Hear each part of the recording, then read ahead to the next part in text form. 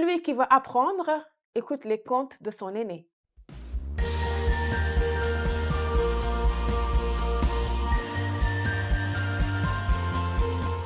Heureuse de vous retrouver sur votre chaîne Africain TV. Aujourd'hui, rencontre littéraire Un homme, son œuvre reçoit Adama Rachel Camara qui vient nous parler de sa fable de jeunesse, Ada la Liberne Tugré. Bonjour Adama Rachel, c'est un honneur pour moi de vous recevoir sur Rencontre littéraire Un homme, son œuvre. Merci, Houdia. Le Merci. plaisir et l'honneur est partagé. Super. Alors, est-ce que Mm. vous voudrez vous présenter à mes téléspectateurs? Alors, je suis Camara Adama Rachel. Je suis sénégalo-guinéenne d'origine, Mm, mais de nationalité belgo-britannique. mhm. Je vis en Belgique et voilà, j'ai eu toute une carrière derrière moi dans le secteur bancaire. Et j'ai été aussi entrepreneur, gérante d'une épicerie. Wow. Et aujourd'hui, je Mm, suis dans un autre domaine. J'ai décidé d'écrire ce livre, de m'engager dans la littérature pour enfants, mhm, chaque fois pour parler d'une problématique qui touche les enfants. mhm. Et donc, dans la même lignée, j'ai décidé de créer une association qui s'appelle Voix Voix d'enfants d'enfant, oui. pour pouvoir, voilà, On pour a pouvoir. on en reparlera tout à l'heure. Alors Adama, pouvez-vous, nous résumer en quelques mots l'histoire, d'Adèle la Luberne Tigré? Alors, Je vous montre. Ada, c'est un animal hybride, donc né du léopard et d'une tigresse. Mmh. Et l'histoire d'Ada, en fait, les parents déjà, leur union a posé problème compte tenu de leurs Différence? différences. Mmh. Et donc, par la suite, Ada a été acceptée dans la famille de sa maman par Alfred, Le le tigre puissant? puissant, le roi Le roi, de oui. Catalan, Oui. qu'il a accepté. Et voilà, à un certain moment, il fallait envoyer Ada à l'école. Et un proche dans l'entourage Du roi voilà, Alfred? des parents, des grands-parents, Mmh. s'est proposé pour l'accompagner à l'école. Et sauf que il était mal intentionné Mmh. et il a causé du tort à Ada. Mince alors. Alors pourquoi avoir choisi une, fable, animalière pour parler, de sujets aussi délicats que la violence sexuelle, faite aux enfants? Ben, comme tu l'as dit, Houdia, c'est un sujet très délicat Mmh. et qui peut être lourd pour l'esprit d'un enfant. Très lourd, oui. Donc, il faut une approche vraiment nuancée pour ne pas les choquer, les brusquer, les faire peur aux enfants. Mmh. Et l'animal étant ludique pour l'esprit d'un enfant, j'ai choisi alors de mettre des animaux en scène pour faire passer ce message euh, désagréable, sensible, faire passer ce message d'une manière assez douce pour les jeunes esprits. D'accord. Alors le personnage, d'Ada est central dans votre fable. Qui est-elle et qu'est-ce qui le rend aussi spécial? Alors, Ada, c'est le personnage principal, tu l'as dit, qui est, c'est en fait le symbole, c'est un personnage que j'ai créé Oui. pour que les enfants qui lisent le livre puissent s'identifier à ce personnage. Mmh. Et ce qui rend Ada spécial, c'est surtout le fait que ce soit un animal hybride Oui. que j'ai inventé pour dire, une Métis, fois j'ai si mis c'était sur chez les Google. humains, on dirait métis, quoi. Voilà, on dit, voilà, c'est un être qui, à bien des égards, je me retrouve dans Ada. Tout à fait. Et donc, ce personnage, je l'ai créé pour que les enfants puissent avoir, euh, quelque chose auquel ils peuvent s'identifier pour Mm, savoir que si jamais ils se retrouvent face à une telle situation, dans la même situation qu'Ada, mhm, qu'ils ne sont pas seuls. mm. Donc, ils peuvent s'inspirer de comment Ada a réagi pour avoir la même force et que Ada a un message fort en fait à leur faire passer, Mhm. que ces genres de violence, c'est pas normal, c'est pas acceptable, Du parce tout. qu'un enfant ne sait pas, un enfant de 5 ans qui subit de telles violences ne sait pas si c'est normal ou pas, parce que son Tout à fait. cerveau ne Mm, connaît pas, n'a aucun mécanisme de défense ou mm, de réaction. mm. Donc, le personnage d'Ada intervient dans ce sens pour que les enfants du monde entier s'inspirent de l'histoire de Ada pour savoir qu'ils ont des pouvoirs, beaucoup de pouvoirs, notamment le pouvoir de dire non Non, quand quand il le faut. ils sont en mesure de parler Mm. et aussi le pouvoir de dénoncer quand ils sont déjà victimes. Mais surtout, le message est positif que même quand on a subi ce genre de violence, ce n'est pas une fin en soi, Mm. qu'on peut s'en remettre, on peut se Mais ça reconstruire peut être et difficile quand aller même de de s'en l'avant. remettre, si on n'est pas bien accompagné parce que c'est extrêmement traumatisant, une violence sexuelle surtout sur un enfant, quelle que soit d'ailleurs la forme de violence. Oui, oui, tout à fait. Je dois dire, on n'en guérit pas complètement. Ça, toute personne qui le dit,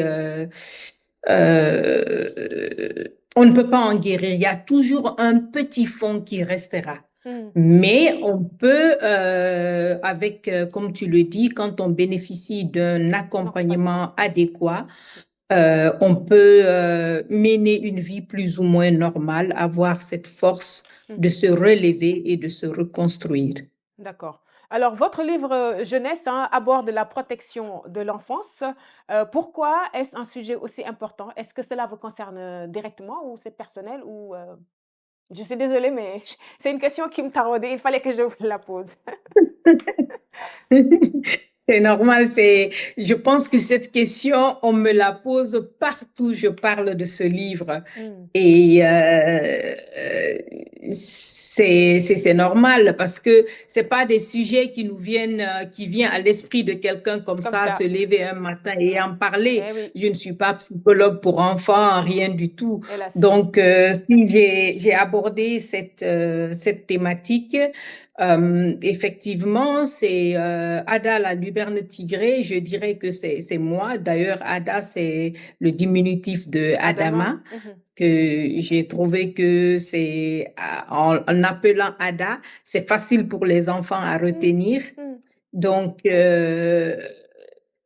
en fait, toute mon histoire se résume dans ce personnage. D'accord. Euh, déjà sur le plan biologique, je suis un mélange. Voilà, mes parents, ma mère est sénégalaise, mon père guinéen. Mmh. Donc, je suis hybride sur ce plan, Oui, mais aussi sur le plan culturel. Je suis un être hybride, comme je l'ai dit à l'introduction. oui. Je suis déjà d'origine Guinéenne, sénégalo-guinéenne, mais la nationalité, j'ai vécu en Angleterre des années et je vis belgo-britannique. en Belgique, voilà, Une vraie depuis citoyenne du 17 ans en monde quoi, on va Belgique, dire. une citoyenne du monde Mmh. justement. Et sur ce plan, sur le plan culturel, je me sens très hybride africaine, mais aussi avec voilà, le mode de vie L'influence, et européenne, la faut le dire. manière de Tout à penser fait, oui. européenne, Mmh. voilà, dans ma vie. Mmh. Et aussi, Ada, représente en fait ce passé blessant que j'ai eu et ce passé oublié. C'est pourquoi d'ailleurs le mot luberne que j'ai utilisé, Oui, que beaucoup ne connaissent pas, parce que c'est un mot qu'on n'emploie plus, c'est qui a vrai, existé avant, c'est la vrai. femelle du léopard. Mmh. Donc, c'est pourquoi j'ai fait revenir ce mot-là, parce que ça parle d'un passé lointain, un passé oublié. Et donc, combiné avec la puissance de survie Mmh. du tigre. D'accord. Donc, C'est très voici. profond ça, extrêmement profond ce que vous Oui, racontez là. Ouais. oui. Et Et comment vous est venue l'idée d'écrire ça? C'est une façon d'extérioriser, peut-être le mal, le traumatisme que vous avez intériorisé? Ou, je veux savoir comment est venue l'idée? en fait, c'est cette idée, je l'ai depuis quand j'étais très jeune déjà, Ah! oui, autour de 10 ans, j'avais décidé un jour que j'allais écrire. Dénoncer? Écrire au début, en fait, quand j'étais enfant, Mmh. je voulais écrire pour aider d'autres enfants. D'accord. Ça, c'était mon objectif, aider d'autres enfants. Mais par la suite, l'idée d'écrire, c'était pour moi une façon de guérir, Bien sûr. une façon de parler, Mmh. une façon de dénoncer, Une parce vraie que thérapie d'ailleurs. personne ne, voilà, personne ne m'a jamais écoutée, Ah wow! personne, ça n'a été le problème de personne.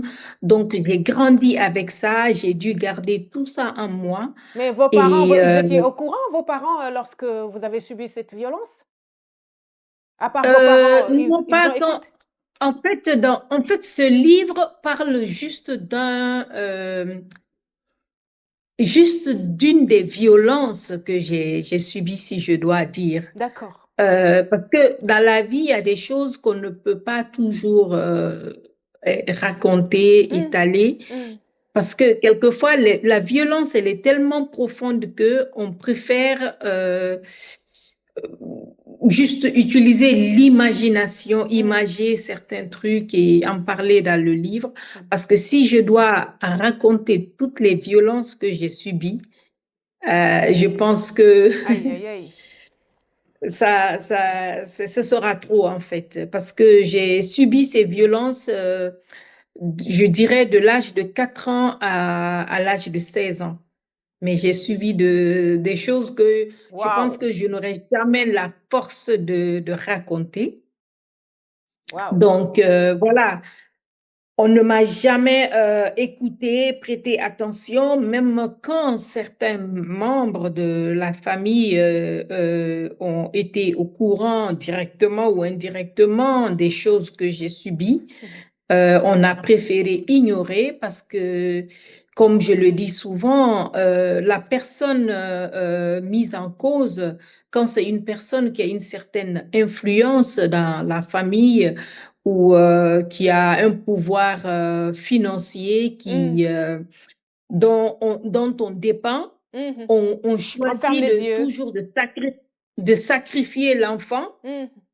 pour ne pas, voilà, embêter cette personne Pour ne qui est le bailleur, en fait, de la famille, le bailleur de fonds.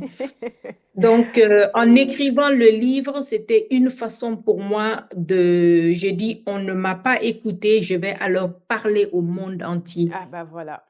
Au début, quand j'ai écrit le livre, je ne voulais jamais dire que c'était mon histoire. Je Mmh. voulais juste dire que voilà, vu que j'ai eu des personnes autour de moi qui ont subi ça, j'ai décidé d'écrire sur la thématique. Oui. Mais c'est quelques jours avant ma séance de dédicace que j'ai décidé d'en parler parce que j'ai estimé que c'était la meilleure façon pour Mmh moi mh, mmh. de guérir parce qu'on ne peut pas guérir quand on ne parle pas. Ça, c'est sûr et certain. Ça, c'est sûr et certain. Et j'ai eu même les conséquences de ces traumatismes accumulés qui m'ont fait perdre ma mobilité un moment. C'était il y a Waouh! environ 2 ans. Ah Et oui. je me suis réveillée en plein milieu de la nuit Mmh. et je ne pouvais plus marcher, je ne pouvais plus rien faire. C'est horrible. Oui, et donc les médecins n'ont pas su expliquer pourquoi, mais par la suite, un psychologue a expliqué le fait que quand il y a beaucoup de traumatismes accumulés, le cerveau n'oublie rien, Bien Ils sûr. gardent tout Ah et oui. quand c'est pas exprimé, Mmh. le corps doit trouver un moyen d'évacuer tout ça. Et chez moi, ça s'est traduit par cette perte de mobilité pendant une dizaine de jours.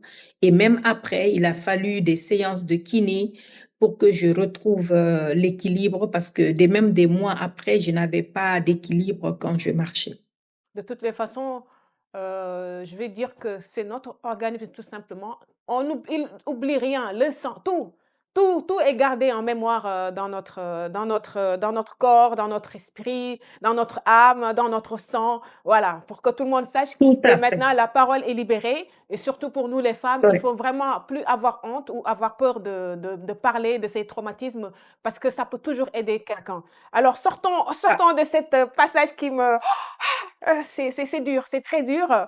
Alors, comment espérez-vous que les enfants, et leurs parents réagissent après la lecture, de votre fable? en fait, ce livre, c'est un outil pour que les parents puissent engager Mmh, la conversation sur cette thématique. oui. Parce que beaucoup, en fait, autour des violences sexuelles sur les enfants, Mmh. il y a souvent trois catégories de personnes. Ah, Donc, il y a des personnes qui pensent que ah ben c'est pas aussi c'est pas aussi grave qu'on en parle comme ça, donc c'est pas important. mmh. Il y a une catégorie qui pense que oui, c'est un problème, oui, ça arrive, mais voilà, c'est pas aussi récurrent au point d'aller en parler aux enfants. Mmh. Et la troisième catégorie estime que oui, c'est un gros problème, mais il faut protéger les enfants. On ne doit pas leur parler de ça, on ne doit pas les traumatiser. Oui. Et moi, je suis... non, pardon, ça c'est toujours la deuxième catégorie. Et la troisième catégorie dont je fais partie, c'est un gros problème, Ah. euh, une problématique sociétale qu'on retrouve partout dans le monde, Mmh. qu'on retrouve et qui se passe dans la grande majorité des cas dans les Dans les familles, familles, oui, ce qui l'inceste. Ah rend, oui. ce qui rend la problématique difficile à combattre parce que dans plus de 90% des cas, ça se passe dans le cercle Familial. familial. C'est horrible. Donc, moi, j'estime, je suis de la catégorie qui estime que il faut en parler aux enfants, il faut les préparer. Mmh. Ce sont eux les potentielles victimes. Si on n'en parle pas avec eux, comment on peut les préparer à éviter ce genre de crime, allez, qu'ils soient victimes de ce genre de crime, parce que c'est un crime en effet. C'est un crime, oui. J'étais à Laval au mois d'avril où je présentais le livre. Après, il y a une mamie Mmh. qui est venue me parler Mmh. et qui avait même eu des larmes après, qui me disait que son petit-fils, une fois, elle voulait faire un bisou à son petit-fils et son petit-fils lui a dit, non, mamie, tu ne peux pas. Ah. Tu dois d'abord demander ma permission. Soit il a été C'est parce que traumatisé ou soit il a été préparé. il a été préparé plutôt par ses parents. Ah oui. Donc, l'objectif de ce livre, c'est pour que les parents, à travers cette histoire, Mmh. puissent aborder la question avec les enfants Oui. et les préparer. Parce que la suite d'ailleurs du livre parlera de ça. Justement, combien de temps, avez-vous, mis pour écrire, la fable et quel a été, votre plus grand défi? L'écrire, déjà, le plus grand défi, c'était d'identifier la meilleure manière d'en parler parce que Mmh. je voulais m'adresser aux enfants. D'accord. Il y a allez, pléthore de livres sur la thématique des violences sexuelles sur les enfants, Mmh. mais c'est un sujet que les adultes, souvent, ils en parlent entre eux, entre Mmh. adultes. Mmh. Surtout Même quand les ils sont lois très qui sont proches. votées, Oui, oui, il y a beaucoup de... On en parle, mais souvent entre adultes. Et moi, je me suis dit, ah ben, il faut parler aux potentielles victimes. bien sûr. Et quelle est la meilleure manière de parler aux enfants sans leur faire peur, sans les brusquer, sans les Sans les traumatiser. choquer, Ça, oui. c'était mon plus grand défi. J'ai mis des mois et des mois à À réfléchir. réfléchir sur la...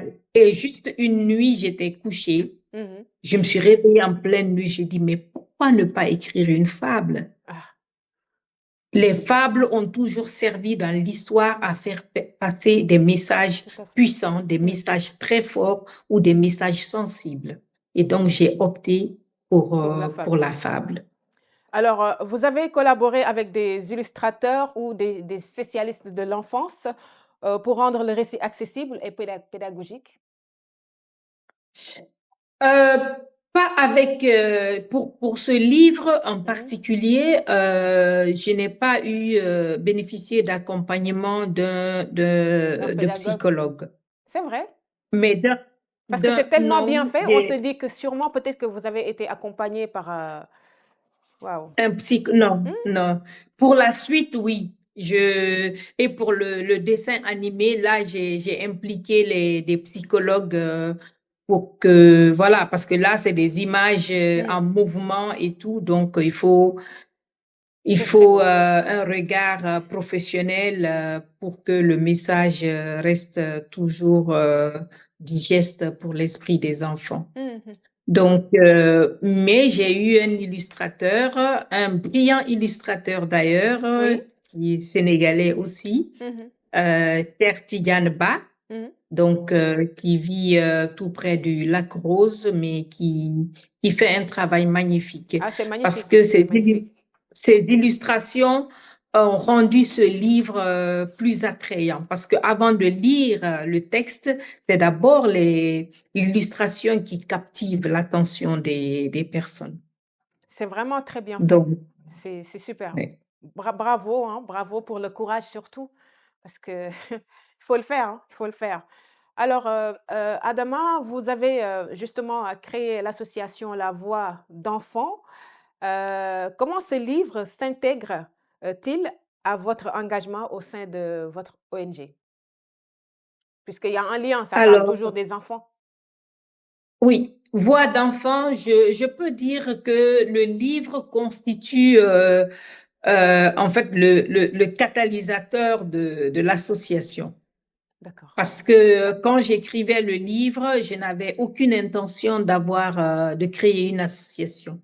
Donc, c'est juste devenu une suite logique du Ok. livre. Parce que pour pouvoir avoir plus d'impact, Mhm. plus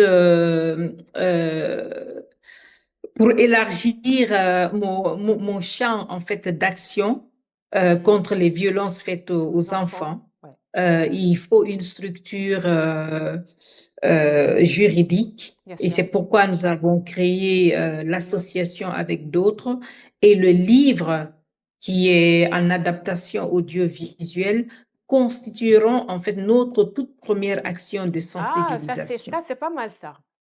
Ça, c'est Oui. vraiment pas mal, oui. En fait, déjà, c'est une association ONG, bon, peu importe. Ça a été créé quand? C'est une association qui est encore bébé, qui est née juste le mois passé, Ah bon? officiellement. Ça a été enregistré officiellement le Waouh! mois passé. Mais Voix d'enfant, je peux dire que ça a grandi parallèlement avec le livre parce que toutes les D'accord. actions que j'ai Mais oui, parce que menées, je me dis: «Attends, tout ce que je vois sur, internet, sur Google, si ça veut dire que vous êtes extrêmement, engagés». Ça, c'est clair, hein, mais comment ça se fait qu'il y a autant d'informations, et que, c'est bon, ça a été déclaré, disons qu'il y a un mois. Vraiment bravo, hein. Moi, je te félicite, hein. oui. C'est super. Merci. C'est super. Alors, dans quel pays ou région, l'ONG intervient-elle actuellement et en action, s'il y en a aussi? Est-ce que vous êtes présent en Afrique, ou en Europe, Belgique? Bon, c'est évident, France, je pense que c'est évident aussi puisque c'est nos voisins. Hmm. Alors, en Belgique, on commence nos actions en Belgique, Oui? mais nous pouvons intervenir partout dans le monde D'accord. et notamment en Afrique où J'ai vraiment envie de mener une grande campagne de sensibilisation, Sensibilisation. Mmh. mais surtout autour de l'adaptation audiovisuelle. Parce que D'accord. les enfants sont tellement tournés vers les écrans aujourd'hui Oui, que je me suis dit, en l'adaptant en dessin animé, le message passera mieux.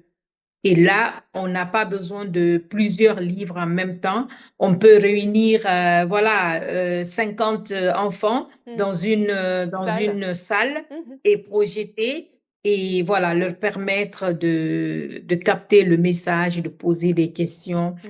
Comment ça va se dérouler, on ne sait pas encore, mais il y aura sans doute une fiche éducative qui accompagne déjà le livre, mais il y aura une fiche éducative qui accompagnera le dessin animé D'accord. parce que sans doute nous ne pourrons pas aller partout, Mmh. mais cette fiche permettra aux adultes qui projetteront le film Mmh. de pouvoir interagir, répondre aux questions des enfants. Tout à fait. Vous avez, représenté, en tant que présidente de votre ONG, La Voix d'enfants, à des événements, comme par exemple, la conférence G7 Waters des Nations à Genève, ce qui peut être, je pense que moi je peux le considérer comme une grande reconnaissance. Comment l'avez-vous reçu, l'invitation?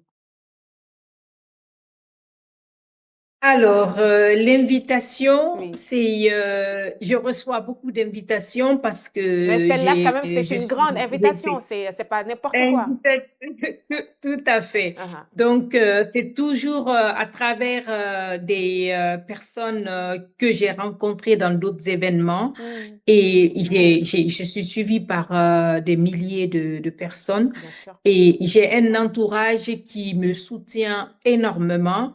Je vais notamment parler ici d'une dame que j'ai connue déjà à mes débuts lors d'un événement au Parlement européen à Strasbourg, qui s'appelle Marie-Paul Babli. Que je connais très bien, Et une très bonne copine, une juriste, oui, oui. voilà. Donc, c'est une personne merveilleuse Mmh. qui a toujours saisi toutes les opportunités pour vraiment m'en parler. L'événement de Genève, notamment, c'est grâce à elle que je me suis retrouvée là. Bravo. Alors parlons, en dehors de la sensibilisation, en fait, bon, ça fait partie quand même de la sensibilisation, mais des violences. Quels sont les autres messages, que vous, abordez, les autres sujets, que vous abordez dans la fable? Parce que je vois que vous parlez de l'importance des plantes, à travers, comment elle s'appelle, la guérisseuse là, comment elle s'appelle, dans Macaïré, Macairé, la les- protection oui, l'écologie aussi, j'ai vu, ouais. oui.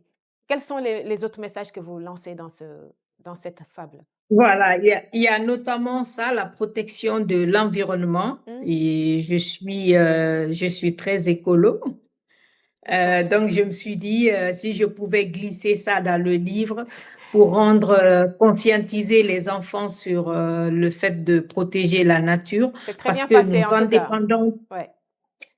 nous en dépendons tellement que Mmh. si nous ne la protégeons pas, nous courons tout droit à À notre perte, notre ruine, la ruine de c'est l'humanité. sûr. Et l'autre message dans ce livre, c'est le vivre ensemble, Mmh. l'acceptance des différences, accepter les autres avec leurs différences. Ça, c'est un autre message parce que le monde aujourd'hui, avec la globalisation, la mondialisation, Mondialisation, ouais. euh, voilà, nous sommes de cultures différentes, de races différentes. Mmh. Donc, il est tellement important qu'on apprenne à accepter les autres avec leurs différences Mmh mh. pour avoir Meilleur. un monde qui vit en paix, un monde meilleur, en fait. Ne pas Alors, juger les autres sur ouais, les différences. dans la fable, vous avez, représenté, Dikou, en fait, le méchant rhinocéros gris comme l'agresseur. Pourquoi pas, Ouais. à la place de Dikou, en fait, du rhinocéros, pourquoi pas un lion? Pourquoi pas un tigre? Pourquoi le rhinocéros? Parce que il fallait en fait ici choisir un animal Hmm? parce que on parle de luberne tigré. Oui. Donc euh, un tigre ou une tigresse, même petit, c'est un animal très puissant. Hmm. Donc pour garder, en fait, montrer le côté réaliste des choses, il fallait un animal plus puissant. Et c'est D'accord. pourquoi j'ai choisi le rhinocéros. D'accord. Ben écoute, Sinon, je n'ai rien contre le rhinocéros. parce que je me suis posé la question, j'ai dit, pourquoi le rhinocéros? En plus, il est moche comme tout, il est pas beau du tout. Je pense que c'est son acte qui le rend encore plus moche que, que quiconque. Alors, Rachel Adama, où est-ce qu'on peut se procurer cette magnifique fable jeunesse? Pour l'instant, on peut soit commander directement chez moi. C'est disponible dans certaines librairies ici Chez en vous, c'est Belgique. comment? C'est sur un site? Il faut donner le nom? Il y a le site non, en fait, c'est la version PDF? e-book qu'on peut D'accord. commander sur PDF Mhm. sur le site lalubernetigré.com. D'accord. Sinon, le livre en papier, on Mm. peut commander chez moi. En France, par exemple, à Paris, c'est disponible chez Présence africaine. D'accord. D'accord. Oui. Ouais. Donc, pour ceux qui sont à Paris, ils peuvent se procurer le livre chez Présence africaine. Mm. Ou sinon, on peut commander directement chez moi sur WhatsApp. Je peux envoyer par la poste. Oui. Mais voilà, ça va changer dans les mois qui viennent Mhm. parce que j'ai envie de faire maintenant rééditer le livre et laisser la gestion des ventes avec un éditeur. D'accord. Alors, Oui. l'émission Au début, touche, j'ai voulu contrôler un peu les choses, bien sûr. mais je vois que ça limite en fait le nombre de ventes. Mhm. Et en Belgique, je faire une coopérative qui a beaucoup de règles et pour cette raison, je ne peux pas vendre sur Amazon, par exemple. Ah, mince. Donc, à partir de janvier, je suis en train de revoir tout ça parce qu'il y a beaucoup de demandes pour les livres Mhm. parce qu'il est traduit en 4 langues, hein, le livre. Ah, il est traduit en 4 langues. Quelles sont les langues Oui. lesquelles il est Anglais, traduit? Oui? anglais, français, néerlandais et allemand. Chapeau, bravo. Alors, Adama, l'émission touche à sa fin, mais ici, c'est une tradition. Je demande toujours le dernier mot à mon invité avant de le laisser partir. Quel est votre dernier mot? Le dernier mot, c'est de dire à tous ceux qui nous écoutent ou qui nous écouteront Mhm. de ne pas prendre cette problématique à la légère Mm. parce qu'elle est plus présente qu'on le pense. Quand un enfant émet toujours des petits signaux, même sans parler, Oui. donc je demande à tous ceux qui nous écoutent, qui nous écouteront, Mm. de prêter attention à ces signaux-là pour pouvoir aider ces enfants, de prêter aussi, de leur faire confiance, parce que Mm. quelquefois l'enfant peut en Parler parler, et qu'on ne le mais croit la pas. personne mise en cause fait qu'on ne croit pas à ce que l'enfant dit. Il faut Mm. toujours croire, peut-être prendre le temps de faire des investigations Mhm. pour prouver voilà, la véracité de ce que l'enfant dit, mais n'ignorez pas ses plaintes et voilà, faisons ce que nous pouvons chacun à Mm. notre niveau Mm. pour éviter que les enfants subissent de tels traumatismes parce que ces traumatismes ont détruit énormément de vies et continuent à détruire des vies. Et les conséquences sont pour tout le monde, pas que pour l'enfant, mais aussi pour la société et même pour les pouvoirs publics. Wow. Merci beaucoup en tout cas sur ces belles paroles. Bon, j'espère vous donner rendez-vous très vite pour le dessin animé de Adèle à Luberne Tigré. Je le souhaite de tout cœur, hein, en tout cas. C'est en cours et ça va être quelque chose de Je magnifique. n'en doute pas. Je n'en doute pas. Oui. Alors, Adama, on vous remercie, hein, et puis on se dit à bientôt, à très, très, très vite. Merci beaucoup, Houdia, et à toute l'équipe. À bientôt. Merci. Alors, votre émission Rencontre littéraire, un homme, son œuvre est terminée. Et je rappelle que nous avons reçu ici Adama Rachel Camara qui est venue nous présenter sa fable jeunesse, Ada la Luberne Tigrée. Sur ce, je vous donne rendez-vous prochainement. Au revoir.